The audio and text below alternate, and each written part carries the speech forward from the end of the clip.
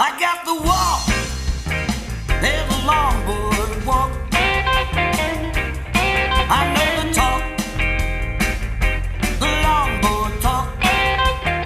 And we are live now all of a sudden, which is fantastic timing. Wherever you are watching us from, around Australia, around the world, welcome to Oz Longboarding. It's season 2, episode 2. And tonight we have a very special guest with us, Mr. Richard Wiggs Smith, legendary shaper and surfer. But before we speak to the man himself, first we're going to do a lap around the coast. And, let's have a chat with the man who did the job for me last week because my microphone wouldn't work. The man who's responsible for all of this Oz Longboarding stuff, and a man who's rapidly fading from our site, which is great to see. How's your week been, Sean McEwen? Yeah, mate, been a good week. Sort of been a lot of rain on the east coast here. A few little waves. Sort of Kira in front of the surface hut. It's looking more and more like First Point Noosa every day, but I'm not telling anybody. Today I travelled up to Agnes to catch up with a few of the crew, and a bit of a wet, miserable day up this way, but there's going to be waves, so looking forward to that. One thing I've got to ask before we do start, because I left before she'd finished surfing today. How'd you end up, Kira? Oh yeah, good. Semis tomorrow. All right. Okay. Well, I'm going to say I'll put it back to Wixie. I suppose that brings us perfectly to our Sunshine Coast correspondent, currently wearing someone else's name tag, and I'm sure you'll explain to us why you are called Lucy Small on your Zoom meeting. But welcome along and happy Tuesday, Kira Molnar. Hey guys, how you all going? I'm actually up at Agnes at the moment competing in the Seawater Classic Inc. for the pro loggers, which is really cool. So Sean's actually up here as well, and I managed to see him today, which was cool. So my laptop actually died, so I'm borrowing Lucy's because she brought hers up. And then we're surfing in the semis tomorrow. So Kat Hughes is up here. She's competing against Mason Stremmer in the semis, and then lucky me, I've got my roomie Lucy in my heat again. Kira, we spoke about this last year, didn't we? Yeah. What happened last year with the person who you took to the contest? Yes, this is true. This is very true. But I don't know. We actually drove up in the van because it's about a 4.5 hour drive up to Agnes from the sunny coast, and Lucy and I were carpooling, and poor Kat's van broke down, so we picked her up on the way, and it brought back so many memories from when we were traveling Spain 2 years ago competing, which was kind of fun actually. Unreal. And Sean's rubbing it in. I'm supposed to be there as well, but with all the COVID and stuff, the organisers weren't sure if we were going to be able to fly back and forth, so I'm not over there. But Sean was gleefully telling me before we come on air that the surf's about twice the size of last year. Is that accurate, or is he just trying to rub it in? No, there's actually some waves. I think the point's going to break, and I'm going to be here this time. Yeah, well, actually, after last year, you do deserve to get a couple of those long rights off the point. You got a bit scorched last year. But good to have you on board this week, and we thought we weren't going to be able to hear you for a minute. But down in Sydney, not making his way up to Agnes, Matty Cook, how's your week been, Rebecca? Yeah, I don't have a laptop, so I'm using my wife's laptop. And it's been a good week. We've just gotten back down here to Sydney, back to Cronulla, and we had a fantastic holiday up on the sunny coast and all the way down to Byron. So thanks for everyone that let us sort of stay at their house with the 5-month-old baby. But I had a great time up there. So thanks to everyone that made us feel so welcome. Oh, unreal, mate. And have you been locally looking at like being any waves for the week, or is it a quiet week this week? Yeah, actually, I got back Friday. We had a really great little nor'east swell. I was able to get out there and get a few waves, and this next sort of 3 or 4 days, it looks like we've just got southerlies and it's onshore, and nothing crash hot actually for the rest of the week. Oh, I've been through a similar situation. I've been surfing almost every day, and the next few days the winds are going to be horrible, so I'll finally get all those chores done I've been putting off the last couple of weeks. Now, I'm pretty excited about our special guest this week because I've seen his name on a lot of contest results lists, and I've called his name in heats at competitions around Australia, the national titles and various other events. I know the brands that he's associated with, but I don't think I know him well enough to do justice. So, Sean, can you introduce this week's special guest for us so that because I'll miss half of his accolades? Okay, yeah. Well, this week's guest I've known for, I don't know, 25 years. We met surfing out at Rainbow a long time ago. And yeah, we've travelled. We've been to WA together. We've been all around the place. He's been I won't say an underground surfer, but he's a man who still loves to shape everything by hand to put he's a real craftsman, still into doing all these boards. He's now living at Evans Head, and tonight we've got Richard Dick Wig Smith, so known as Wig. Welcome aboard, brother. Thanks, mate. Good to be here. Why do they call you Wig? Oh, I wonder why. I've no idea. I've got a new addition to it, so why not? Yeah.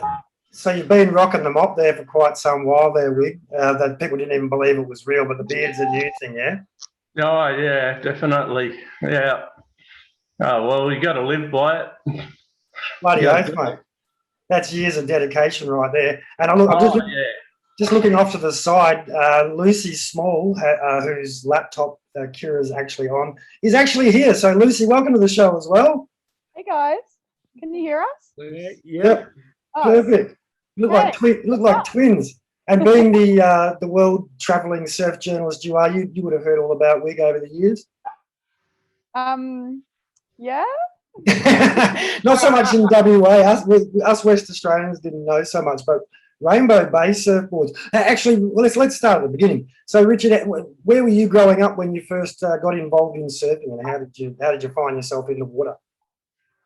Well, I first started at Kira Surf. My mate Jacko, he got a good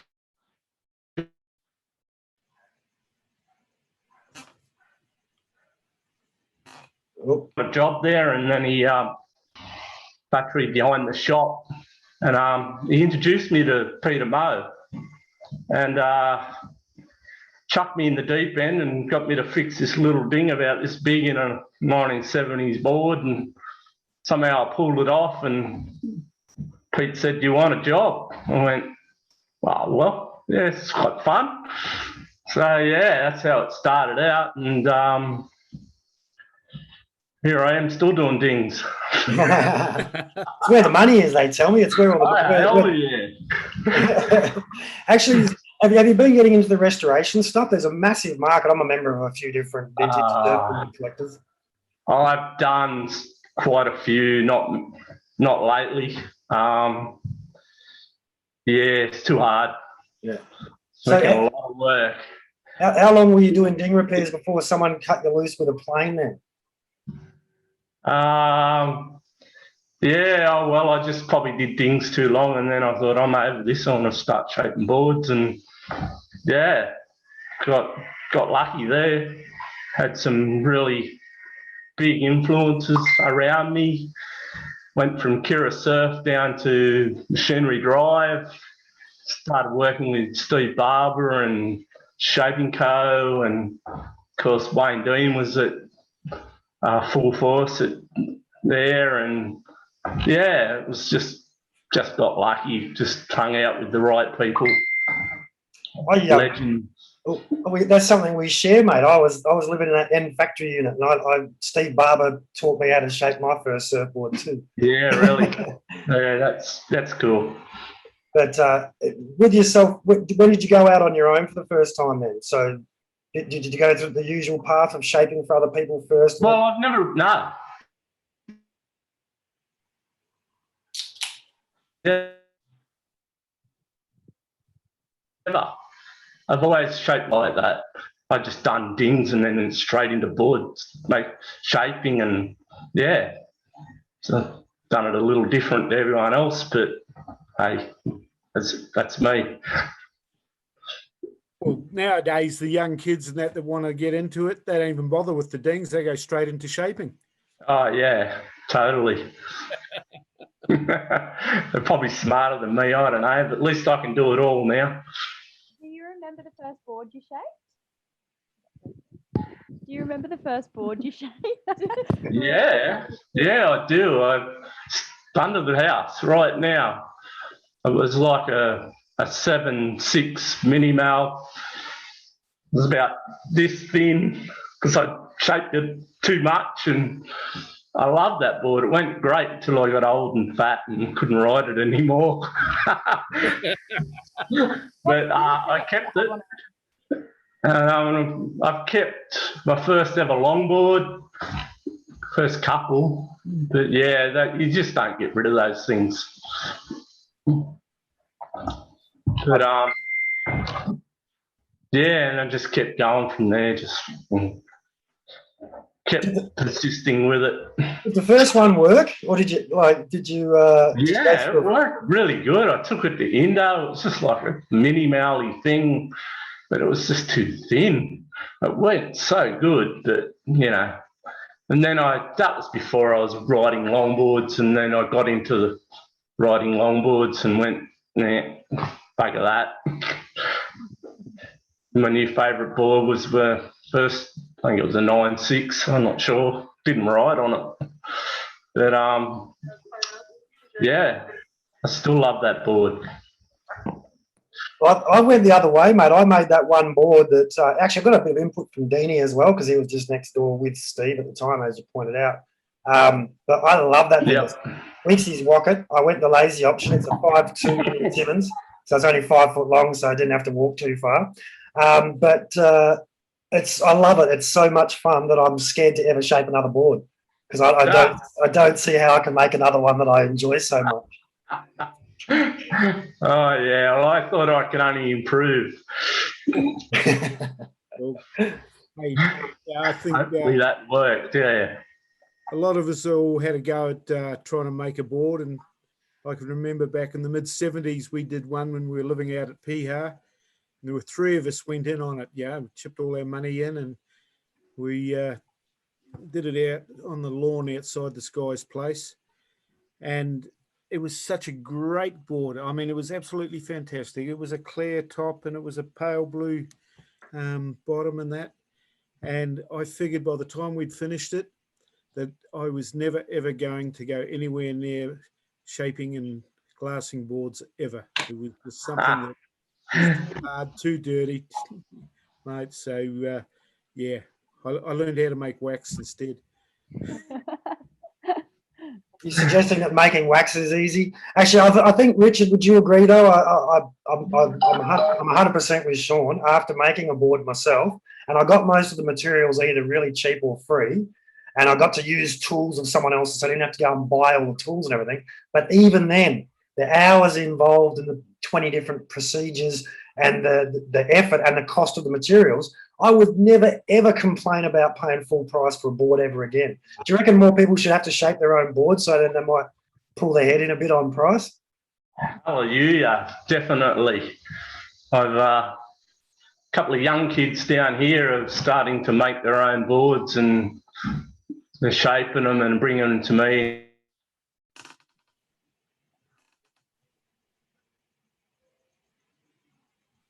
Glassing them and hassling me. I want to learn how to make boards. He's like, he's a chippy. I'm like, you're making money. What are you doing?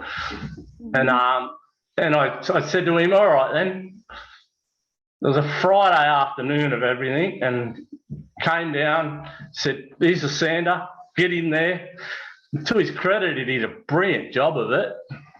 And then he came back with the next board that he shaped, and I said to him, so do you want to sand this one too? He goes, no hope in hell. I couldn't even sleep that night. I was that itchy. So, yeah, that cured him. He's another shaper. Yeah. Anyone who hasn't worked with fiberglass, especially one of those little white sperm suits we used to call them, they don't know true aggravation. Nah. So I never wore one of those things. They just make you hot and itchy.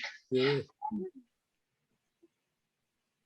And so what's your main label you're doing now then? So because the Rainbow Bay name's been around a while. I was Rainbow, and I really couldn't really use that anymore. Now I'm in Evans Head.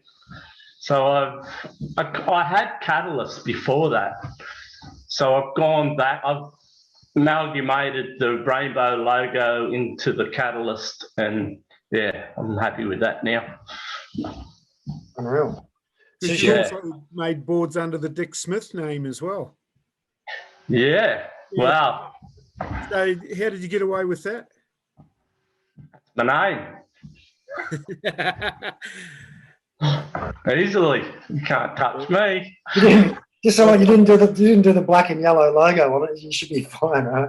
Yeah. Yeah, like glasses on. Now, Rebecca, have you got any questions there, mate? I know you've always had a great relationship with your shapers over the years. And I know I keep going on about your fluoro, but just because of that short period of time there. But you would have seen Wing around the place, up and down the coast as well. But you got any questions as a pro-level surfer for the man himself? I just wanted to ask, if he's shaped for anyone that, has loved his boards and has stuck with him through all those years, that keeps coming back. Is there any loyal customers that you have that maybe these days you don't have as many? I don't know. Oh, yeah, I do. Mainly probably my best mates. Have always been my most loyal.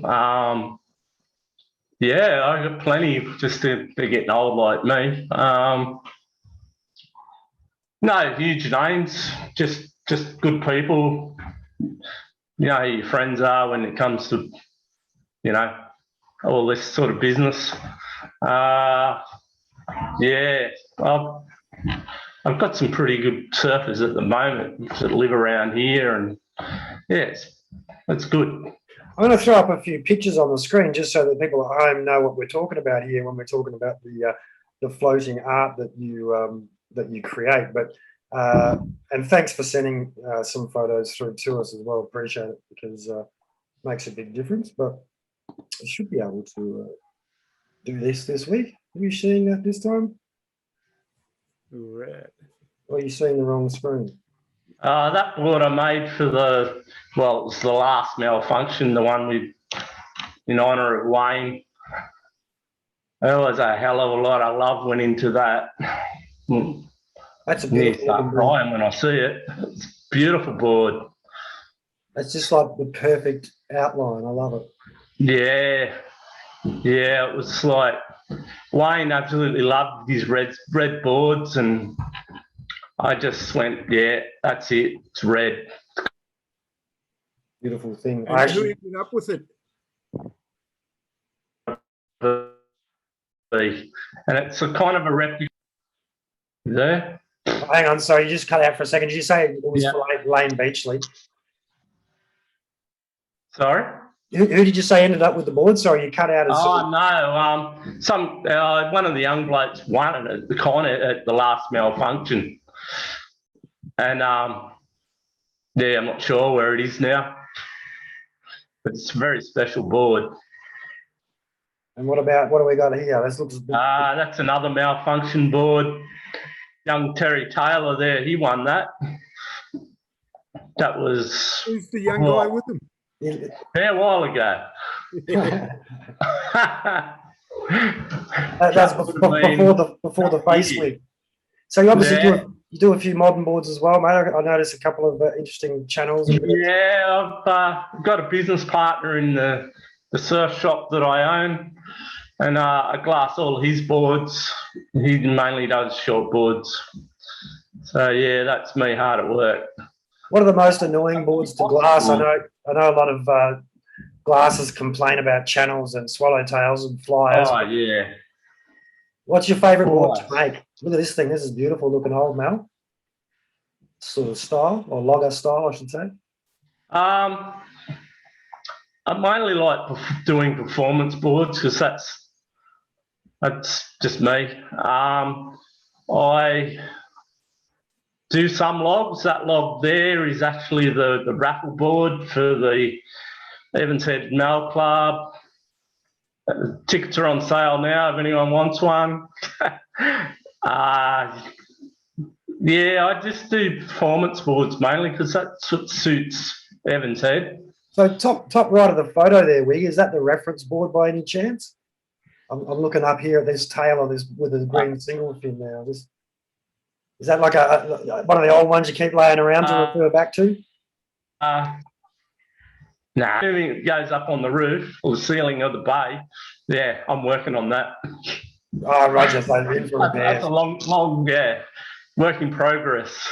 Now this looks beautiful, mate. I love the marble effect on the resin. Yeah, I've been doing that a lot lately. Those two boards are very current. They're in the shop right now. Yeah, it's a good looking board. And so is that like what Stevie used to call a yuck out? Yeah. I'm using Steve. Paint was cheap back then, so we used to use paint, but now I'm using resin. It's Black beautiful and effect. white, just smear it on. Yeah, how sick is it to get the feedback from your customers when they come to pick up boards or to see them out Yeah. the surf? This girl, Emma Perrier, comes from Brisbane. She's got a family holiday house a couple of streets away from me, and she's just moved to Cura or somewhere on the Gold Coast. She surfs unreal. Just look out for her. Name to She's a watch, really eh? good surfer. And so it looks like most of your boards, as you said, sort of more performance orientated. So a single fin box with side bites. Yeah. Probably the only one few doing it these days. Now, this looks like something Matty Aldridge would ride. Yeah, well, that's Al Croak's board. Al, that's going back to people that are loyal. Al gets probably 1 to 2 boards a year off me. Came in the shop on the weekend and said, yeah, I love that green board. I'll get another one soon. But, yeah, he's really happy with that board. Yeah, I see him out on that board all the time, mate. He loves it. And anyone that still put the rainbow logo on it, why not? Yeah.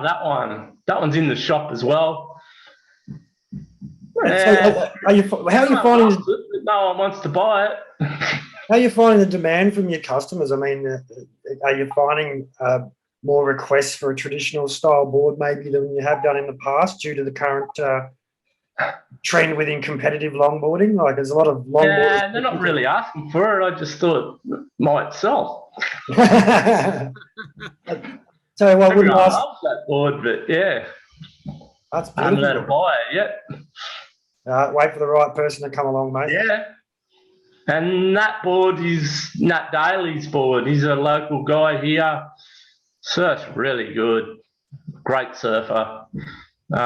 It's like a diamond tail. It's just not quite cut off there. But really performance-y. Nat actually said that that's the best board he's ever owned. So that's a pretty big compliment. Oof. That's a huge call. Yeah. Haven't And said what's special. that? That's cousin Hit got his photo in there. Yeah. Evans Head Surf Shop. You go all right in the surf comps yourself, mate. Are you still competing regularly? Yeah. And so obviously, have you had to adjust for the nuances of the criteria interpretation these days? Because I remember you being very back foot like myself. There's two types. There's two types of family, I reckon. There's the Turner family and the Walker family. You're one or the other, really. If you're a Walker, but yeah, if you're like me, I'm a Turner. Yeah. Me too, guilty. Yeah. And this is before COVID made it cool, this photo as well, right? Old blokes, Turners. Yeah, I made it famous. Trendsetter. Everyone's wearing masks now. But I'll just finish up. There's the last couple here, and then that looks. Is that the rock wall at Evans, or is that Port Mac? That was an 8-footer. I still like riding my 8-footers when it gets a bit big out the bar. It's a bit easier to get out. And that's another rare photo of me on the nose. Makes me look like a nose rider. Oh, it's fully. You got to cherish those ones. You got to make friends with photographers, mate, so they can. Oh, yeah. I hit a few up, but no one come to the party. That's all right. Ladies, you're sitting there very quietly. Got one microphone between us. Just wrestle. Can you hear me okay when I talk? Just, yeah. Okay. Yeah. I've got a question. What's your favorite part of the process? Like, do you prefer to shape, or do you enjoy glassing and doing resin tints? No one really prefers sanding, so we'll skip that one. You know, I just heard that. In all honesty, I really get bored just doing one thing. I think that's why I like doing all of it, including making fins, which I hate. But yeah, I just enjoy doing all of it. Now, I glass a couple of boards and my back gets sore, and so I go and sand. I glass in the morning, I sand in the afternoon, and I sit around for the rest of the day. So yeah, that's me. That's what I like to do. Do you find yourself getting much time to do innovation these days, or is it more just keeping up with the orders, or you still got those experimental juices, or do you just know what works now, so you stay within what works? I do.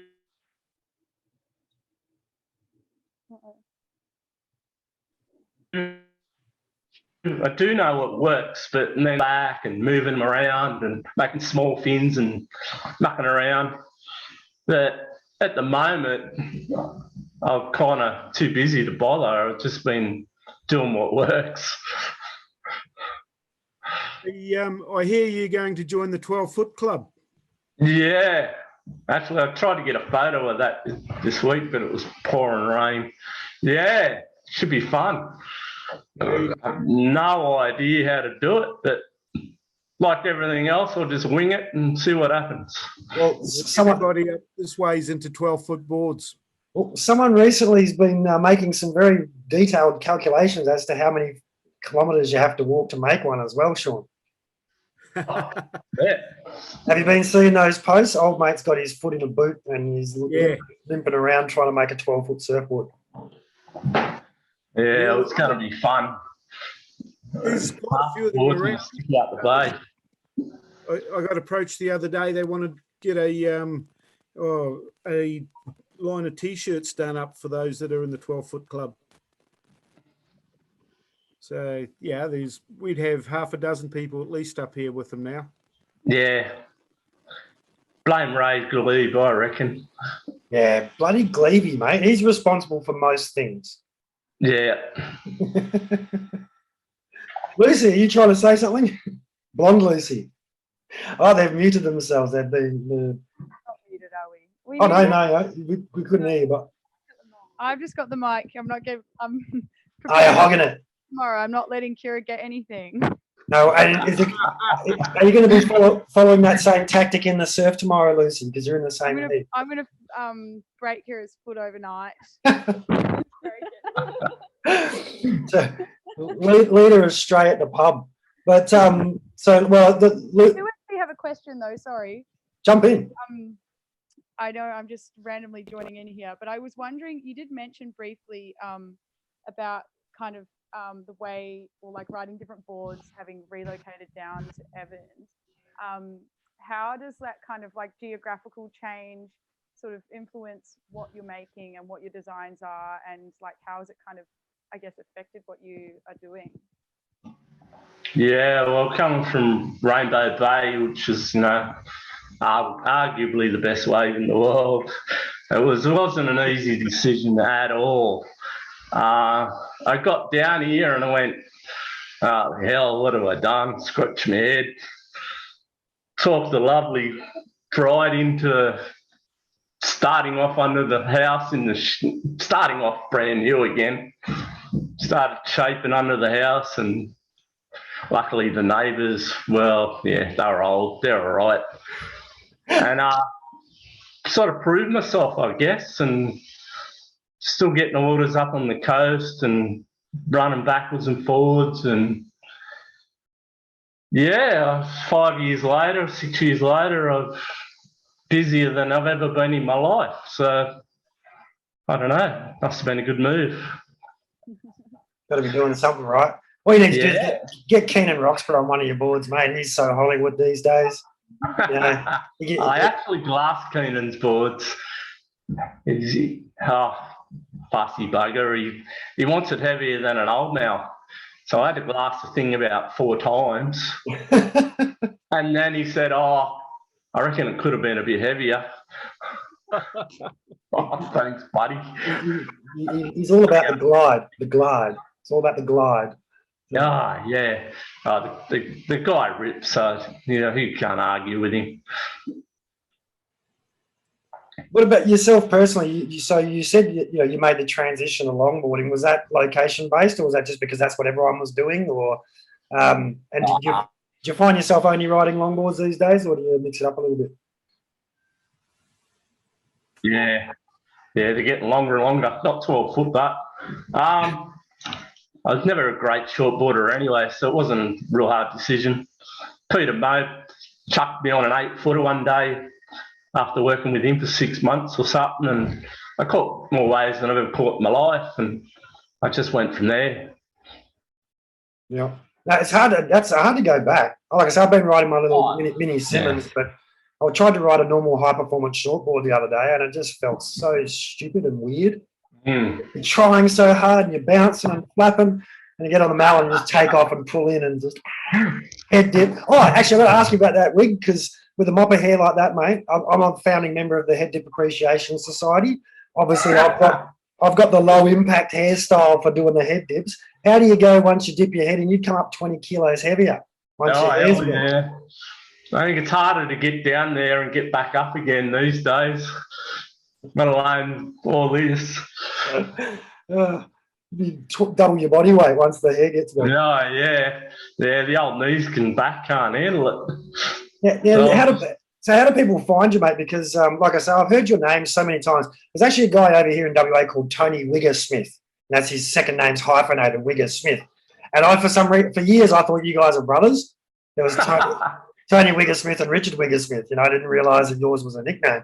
But over the years, I mean, where's been your favourite place to go for a surf? Like, so not necessarily to live or to go every day, but to go for a surf, where's been your best adventure spot? I've surfed in a lot of places around the world, but not anymore. I don't venture past here very often now. Just hang around Evans Head. To go surfing, it's an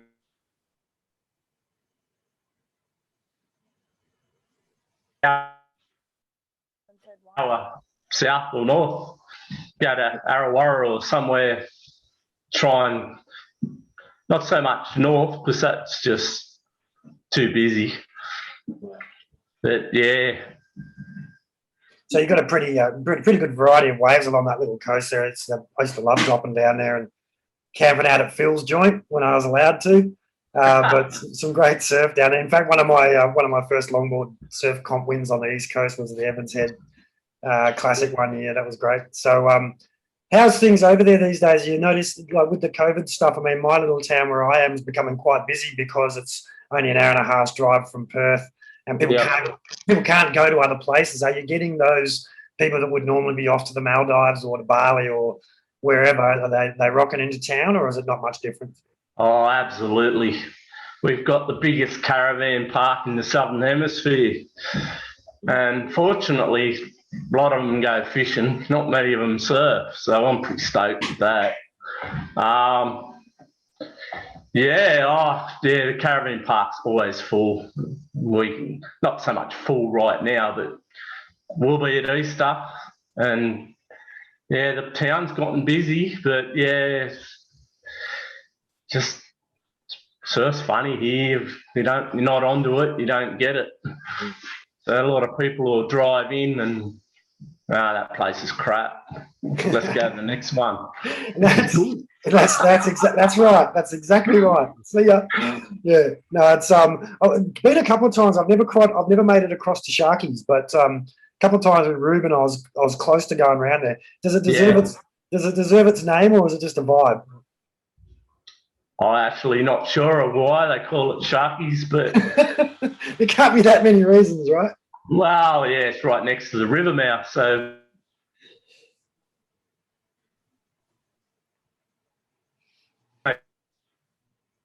maybe that could be it. Sharkies, yeah, it can get good. Whereas shortboard is fast, barrelly, close out section. But yeah, no, that's good when it's way too big everywhere else. So we've been asking a lot of shapers the same thing. What's something that people are asking for that they shouldn't be when they come to get a board made, or what's something that people aren't asking for that they should be? Try not to ask them because they come up with the weirdest stuff. And I said, oh, well, just how about you leave it up to me? So Out of 10, I'll just say, hey, what colour do you want? And that takes their mind off it. And then they start blagging about what colour they love. And yeah, I just forget. I just start writing stuff down. And then all of a sudden I've got them aboard. And then, no, you can't argue with me. I know what I'm doing. Love it.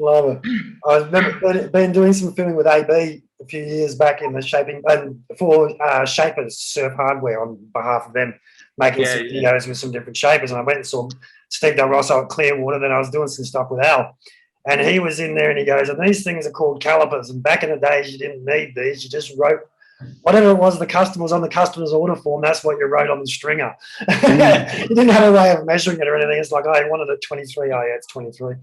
A bit of that still. Yeah, you always write down what they want, whether it is or not. I went home because I've got a few various age boards around the place, and I actually got the shapers calipers and I checked a few boards, and there wasn't very many that actually measured the same as what was written on the stringer.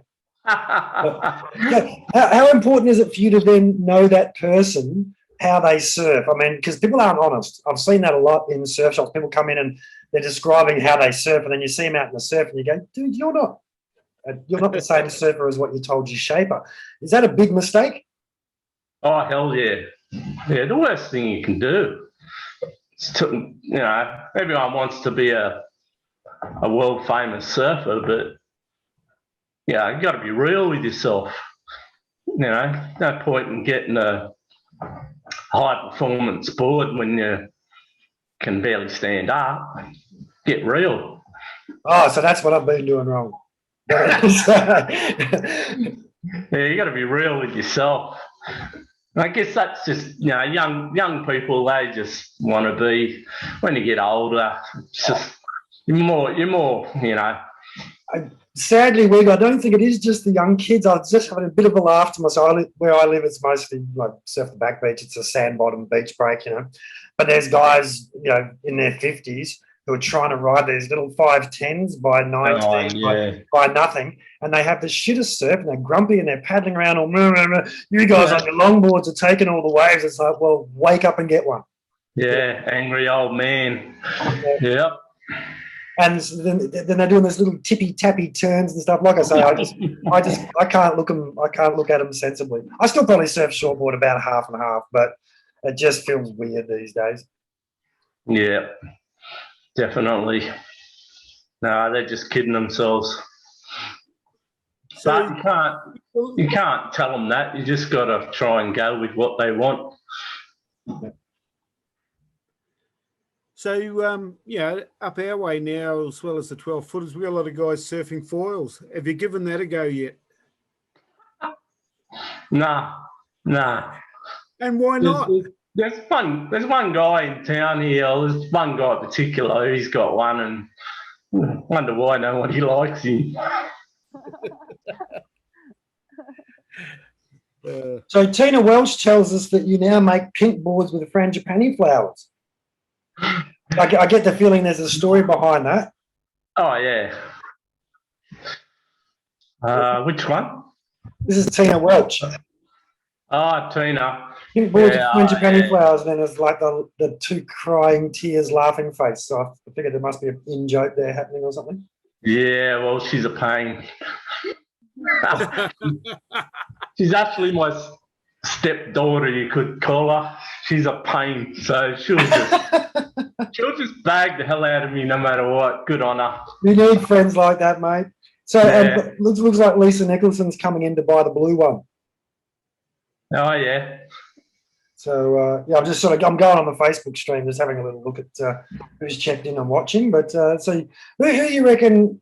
You mentioned the young lady. I forgot her name already. With that board Emma. that you picked up, Emma. Who are you? Yep. Who are your picks for the up and comers from that Evans region? Because it's a real hotbed of surfing talent, but a lot of the times people from around that area tend to sort of migrate elsewhere before they become well known. Yeah, it's the same as any other town. Young Sam Tigner, he's just about turned 17, maybe 18. Absolutely rips. I think he won the state titles last year, and I don't know, maybe his ball's dropped. He doesn't surf much anymore. Hopefully he'll get back into it, but he's probably doing year 12. I don't know, but yeah, no one could beat him in a club round. And you should see the people taking photos of when they beat him of the wall, just rubbing it into him. But yeah, Sam's a good kid. Hopefully he'll keep it up. He's done all the hard work.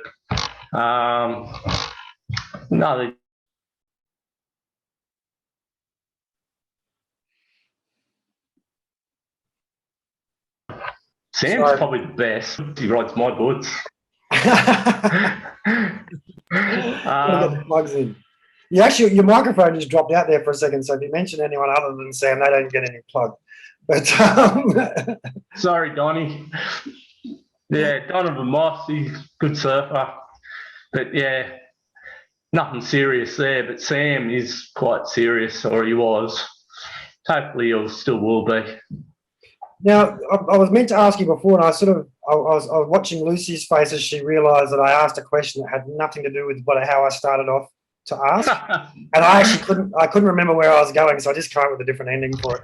But what I was going to ask you before is, how can people get a hold of you and find you? Do they have to come into the shop at Evans, or are you still under the house, or have you gone all internet? Yeah, I've got a battery outlet now. The shop's probably the easiest, but you can find me on Facebook and Instagram. You can find me everywhere. It's funny you say that. I looked on Facebook this afternoon, and that vintage board site thing. Yeah. A guy's put one of my boards on there. That's a bit disrespectful. Oh, yeah. And I can't think of his name right now. I said, that's not old.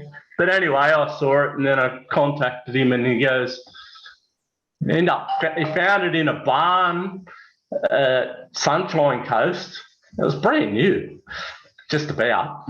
And I go, I got no idea. I got no idea about that board. Don't even recognise it. Anyway, I thought about it for a while, and I sold some boards to Chris DeBoyts at Noosa Longboards. So I'm guessing that someone's bought it from there, and hardly rode it. This guy's bought it and stoked, and says he surfs it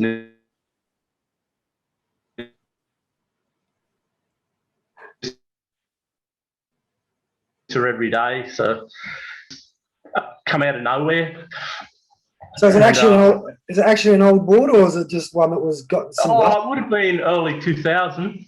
No, I don't go much further back than that. But yeah, I couldn't remember it, so that's not hard. You should have just waited. Sometimes on those pages, someone will come in with his story and just pump up a board. And I'll give you $5,000 for it. You should just wound them up. Yeah, not really, not yet. That's that board that Michael Peterson helped me to shape, and Jerry Lopez put his lightning box on. Yeah, totally. So how much Yeah. have the boards changed over those 20 odd years then, you reckon, as far as what constitutes a good board in your mind? It's funny, that board I was looking at, I've still got the same template and I still use it. What I've really done is widen the tail a bit, maybe an inch,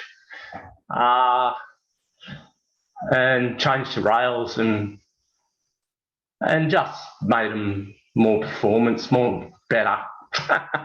Yeah. But basically, they're all the same outline. They're just wider in the tail.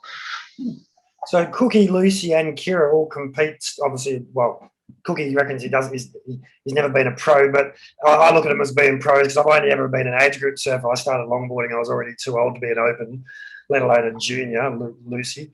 But so they're all at the cutting edge here right now. You guys, you must have some questions as far as shaping and where it's going, what you should be doing with your equipment, so you can pick Wig's brains while he's here.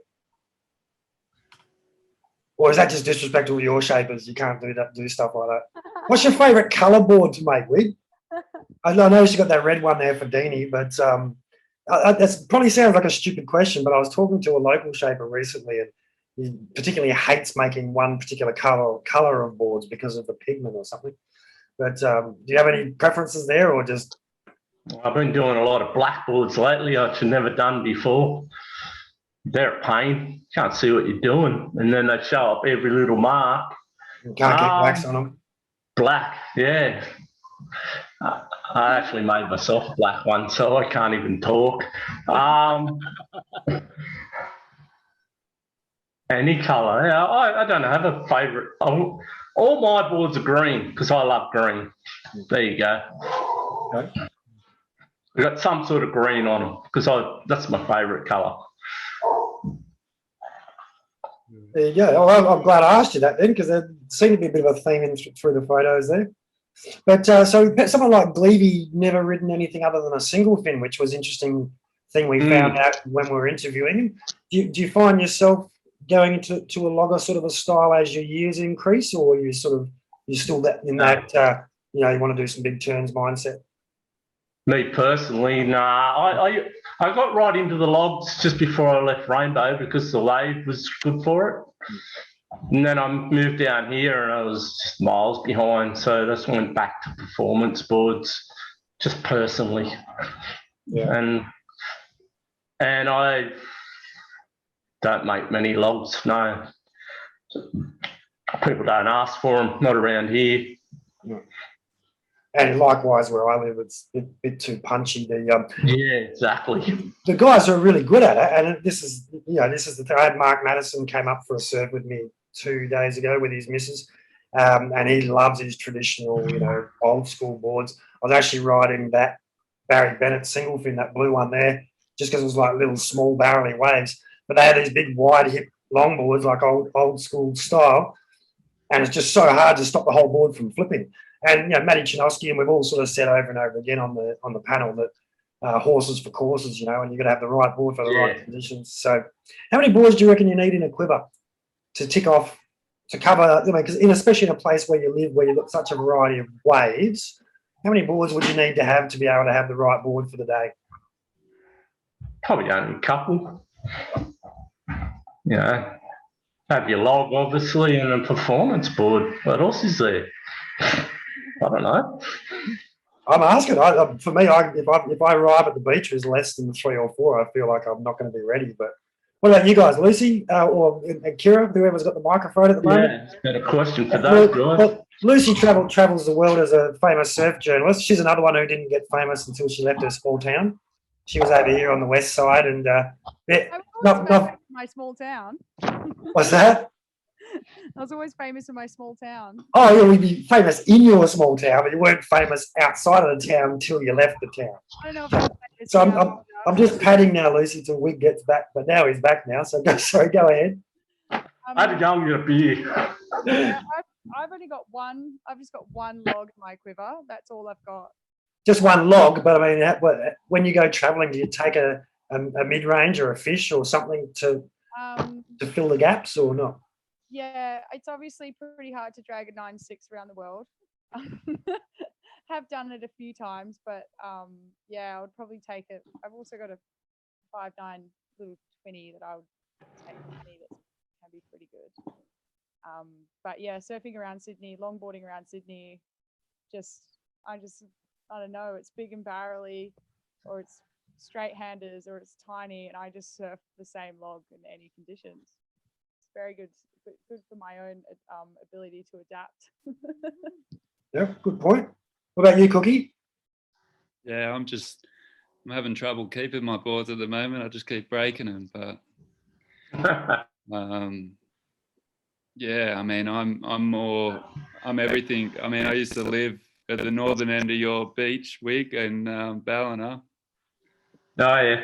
I come down to Evans a fair bit and was blown away by actually how good the guys down there could longboard, and blokes like, yeah, the Roxburghs, Isaac Fields. I'd never seen a guy surf so well when I was sort of starting to learn to longboard, and I just think you're living in one of the best regions for longboarding, and good on you for making all these boards out of Evans Head. It's fantastic, and I'd love to come up and you know, ride one of these boards or get one down here to Cronulla. I don't know how long they'd last. I broke two the other day in about an hour. So Oh, no. yeah, it's hard. That's an expensive surf out at Shark Island. Yeah, but Damn, $2,000 a surf. Yeah. Love that.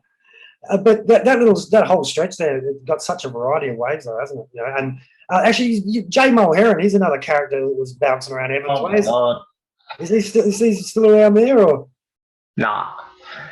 Jay got a job as a school teacher about, I don't even know where. Way down near Canberra or somewhere, about 10 hours inland. Oh, really? Yeah, we see him at Christmas, obviously during the school holidays. Yeah, that's about it. But he's still crazy. He still takes him a day or two to get back into it, and still rips. Still, yes. Still doing it. There seemed to be a sense of fun in the water around the Evans area, and obviously going along to the Evans Classic, the comp, a couple of times.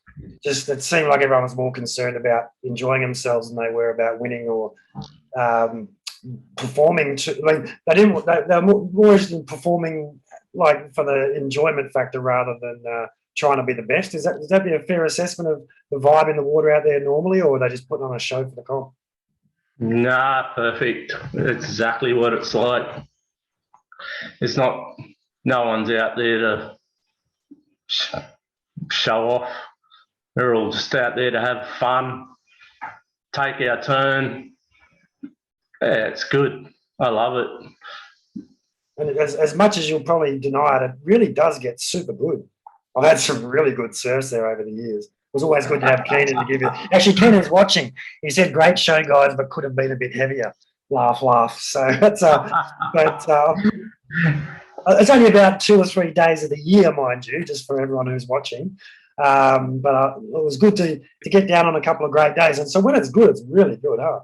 Oh, 5 years ago when I moved here, or 6 years ago when I moved here, there was sand everywhere. Everywhere was pumping. And it was Christmas, so the swell was perfect, the sand was perfect. I thought it moved to heaven. It lasted probably 6 months. The sand disappeared. Back to reality. And I've gone, what the hell? And I said, yeah, probably in about 2 years' time it'll be that good again, maybe. So. Oh, that wasn't part of the contract. Telling this because you want to keep Good memories. Hang on, sorry, Kira's saying something. I said, are you just telling us it's not that good because you want to keep it a secret? Yeah, well, just ask Ross Cribb and a couple other people. If I say the wrong thing, I'm gone. Yeah, I even have Robin Harvey on talking about Crescent, and she was having to just yeah, you don't want to oversell your own break, do you? Oh,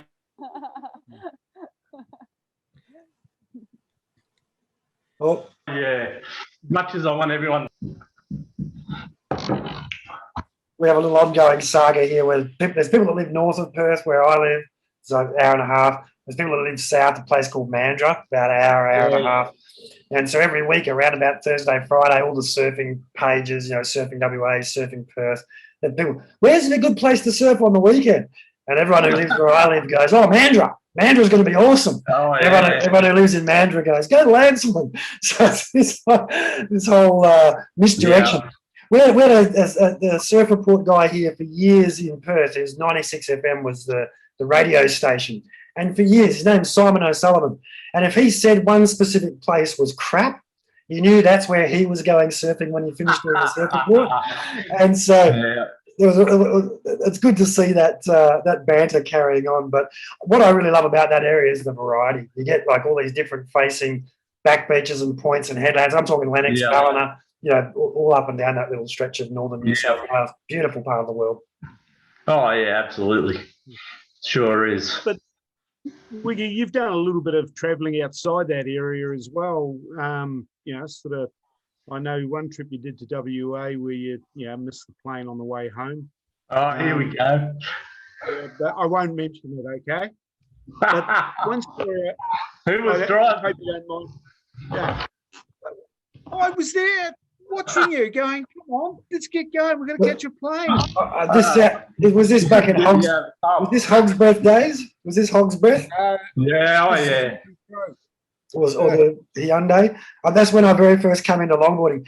Lucy and Kira, you guys probably won't believe it because you probably just missed out, but those were wild times. GT and hey, you guys used to run amok. It was like they were like rock stars. The Moose, they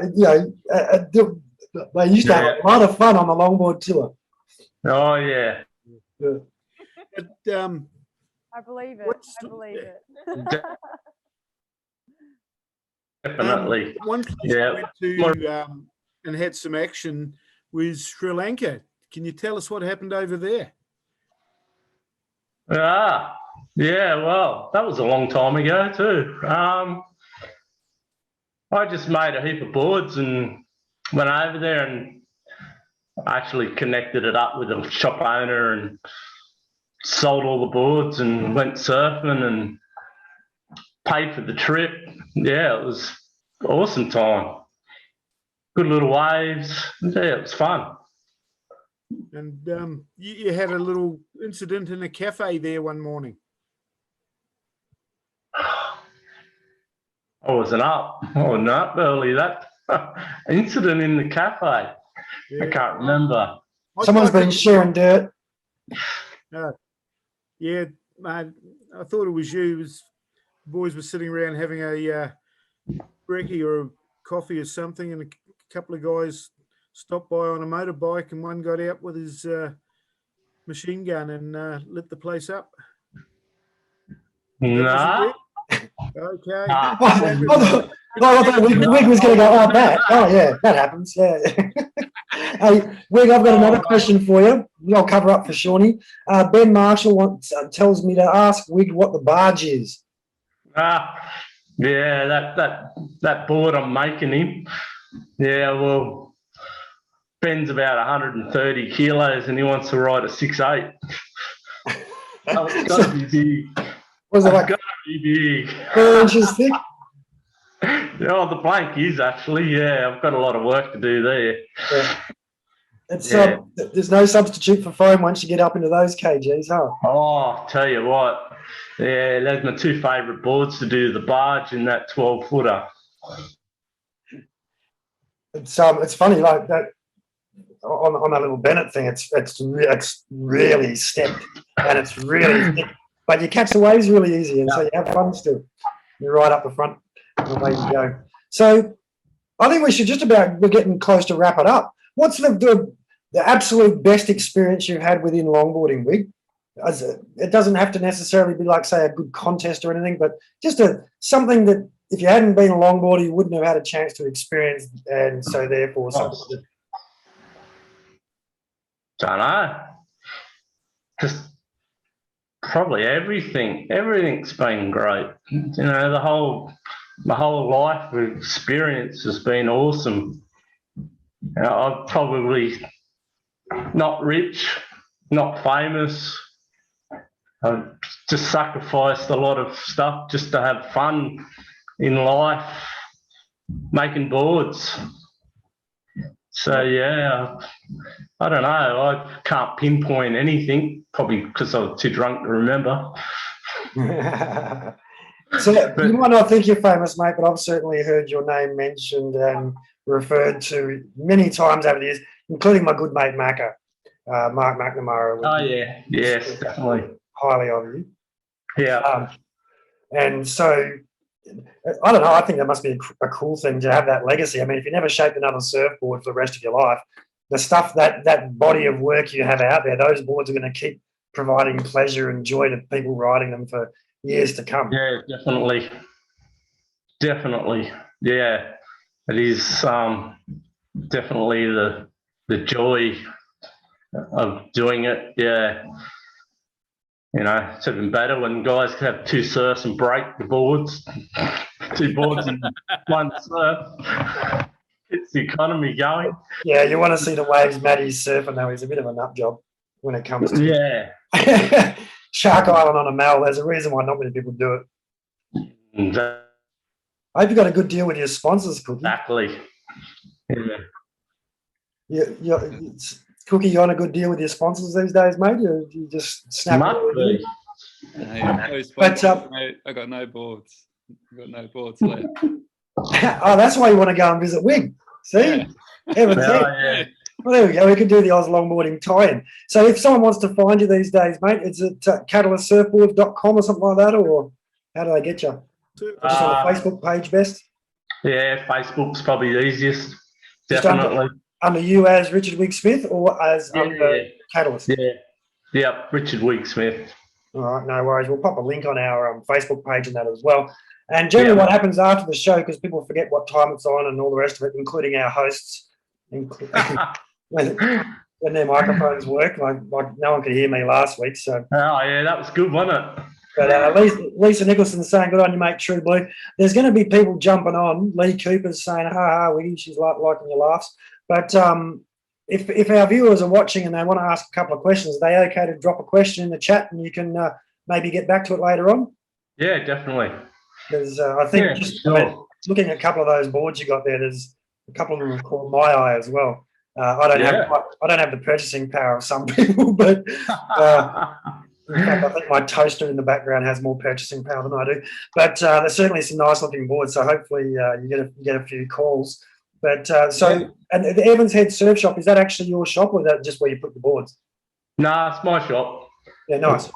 Part owner. Yeah. Yeah. Cool. Oh well, so if there's no question, can't do it all on my own. It's too hard. Yeah, no, of course.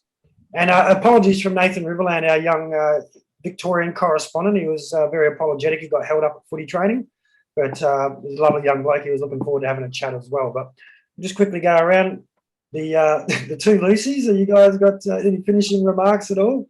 The twins? What do I have to do to beat Kira in my heat tomorrow? So Wig, I don't know if you heard at the start, but Kira and Lucy have made it through to the semis tomorrow, the Agnes Water Longboard Classic. Last year, the young lady that Kira took up to the contest with her and had as a roommate actually won the whole event. And I said to her, next year, don't bring the person who's going to beat you. So tomorrow we'll see if Lucy's going to come through and do the same thing to her again. But I hope you get some great waves up there, ladies. Thank you. Say hello to everyone. I'm so still I can't do that. So nice to meet you, Richard. If you can hear me. It's been lovely talking to you and learning about what you're doing and everything. And we'll definitely have to come down to Evans Head and visit. Like to see you, indeed. Shawnee, Matt. Yeah, mate. It's been great listening to you, mate. You sound like an absolute legend.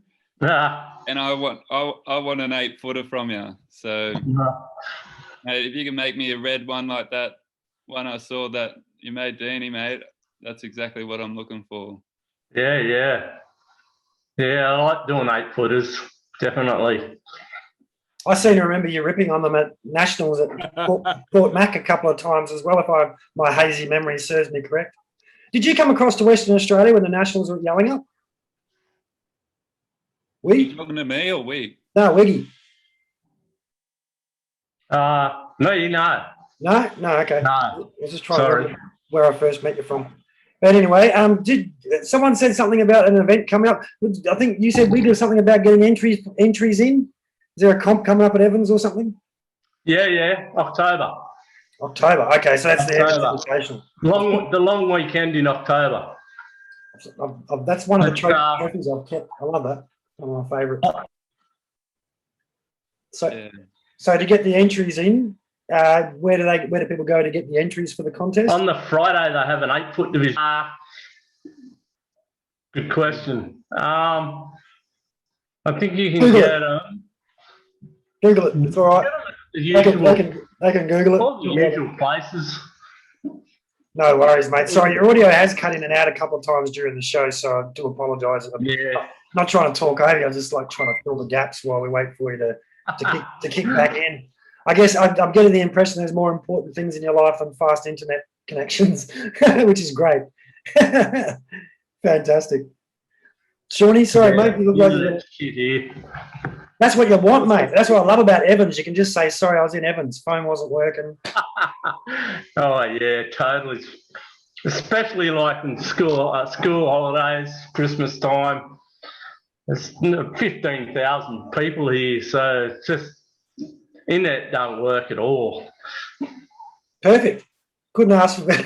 Because you want an excuse.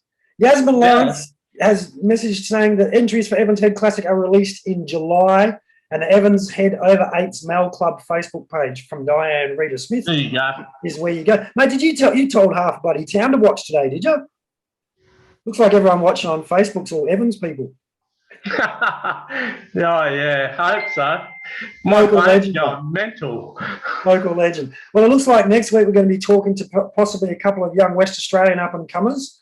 We've had Jack Medlin and Mark Madison's have been in the East Coast competing at the Byron Bay Classic, and along with their partners, been travelling around getting some great waves. Mark's missus doesn't compete, but she was up here surfing with us at Lancelin a couple of days ago.